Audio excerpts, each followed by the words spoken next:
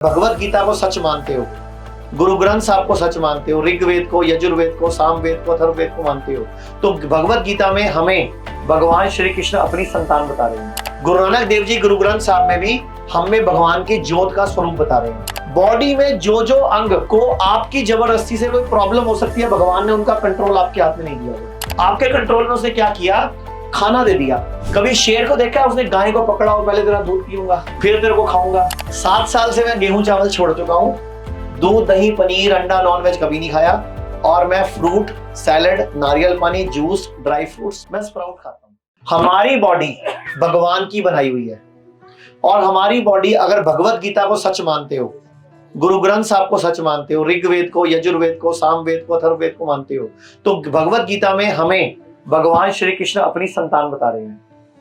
ऋग्वेद में भगवान बोल रहे हैं, जब मैंने दुनिया बनाई, मैंने जब ब्रह्मांड बनाया, आकाश गंगा बनाई, आपकी पृथ्वी बनाई, सूरज बनाया, चांद बनाया, सब लिखा हुआ, उसमें पढ़ लो, मैं श्लोक नंबर भी बताता हूँ। उसमें जब पृथ्वी बनाई, पहाड़ बनाए, नदियां बनाई, जलचर बनाए, उभयचर बनाए, नभचर बनाए। नभचर मतलब उड़ने वाले जीव नभ में, और जलचर मतलब पानी में रहने वाले जीव, उभयचर मतलब धरती पे चलने वाले जीव। तो मैंने एक सर्वश्रेष्ठ रचना करी, इंसान। तो क्या कह रहा ऋग्वेद, भगवान ब्रह्मा क्या बोल रहे हैं ऋग्वेद में कि मैंने सर्वश्रेष्ठ रचना किसको करी? इंसान को। ऐसे ही फिर अगर हम सामवेद की बात करें, तो सामवेद में बोला भगवान ने कि जब दुनिया बनाई तो मैंने मेरी छवि का निर्माण किया। भगवान कह रहे हैं मैंने मेरी कॉपी तैयार की, सर्वशक्तिमान, और उसको बोला मानव। भगवत गीता में भगवान हमें अपनी संतान बता रहे हैं। गुरु नानक देव जी गुरु ग्रंथ साहब में भी हमें भगवान की ज्योत का स्वरूप बता रहे हैं।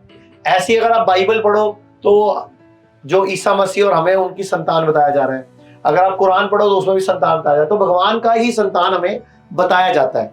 तो अगर हम भगवान की संतान हैं तो हमें कोई शक्तियां वक्तियां भी होनी चाहिए। फिर बॉडी में जो जो अंग को आपकी जबरदस्ती से कोई प्रॉब्लम हो सकती है, भगवान ने उनका कंट्रोल आपके हाथ में नहीं दिया हुआ है। तो कुछ चीजें भगवान ने अपने कंट्रोल में रखी है, जैसे दिल की धड़कन आपके कंट्रोल में नहीं है। आपके कंट्रोल में क्या दिया भगवान ने, और वहीं फंस गया भगवान। आपके कंट्रोल में उसने क्या किया?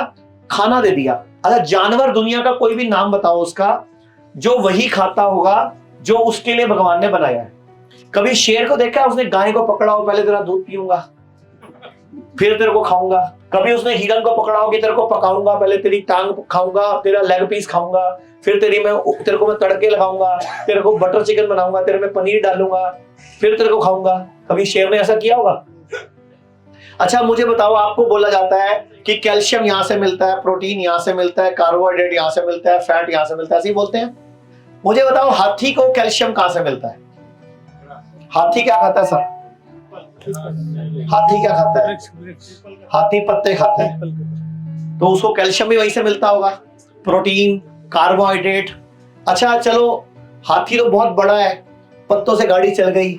सबसे शक्तिशाली जानवर कौन सा? हाथी। अच्छा दूसरा और बात करते हैं, बैल क्या खाता है? बैल घास ही खाता है, पत्ते ही खाता है। अच्छा गेंडा क्या खाता है? गेंडा राइनो, वो क्या खाता है? हाँ जी, गेंडा क्या खाता है? अच्छा घोड़ा क्या खाता है? घोड़ा चने खाता है। अब सुन लो चने की बात। चना सर आपकी शादी वाले दिन फोटो खिंचाने के लिए खाया उसने। जंगल में चने नहीं पड़े, चना तो फोटो खींचने के लिए खाया जाता है, वो सालियां खिलाती हैं। ये तो सच्चाई, जब घोड़े को भगाना होता है ना तो उसको चना दिया जाता है। नहीं, मैं भागने की बात ही नहीं कर रहा था अभी, मैं बोल रहा हूँ जंगल में घोड़े के पास क्या है? घास भी खाता है वहां भी घास ही खाता है। तो चने कब खाता है? जब उसको लड़ने के लिए जाया जाता था। जब हम घोड़े से लड़ने जाते थे, तो घोड़े को जब हम शादी करने के लिए जाते थे दूसरे गाँव में, तो इसको चने खिलाते थे कि भैया घोड़े को भूख ना लगे, क्योंकि घास भारी है ना, कहां उठा के लेके जाएंगे। और चने से घोड़े की एनर्जी बढ़ जाती थी।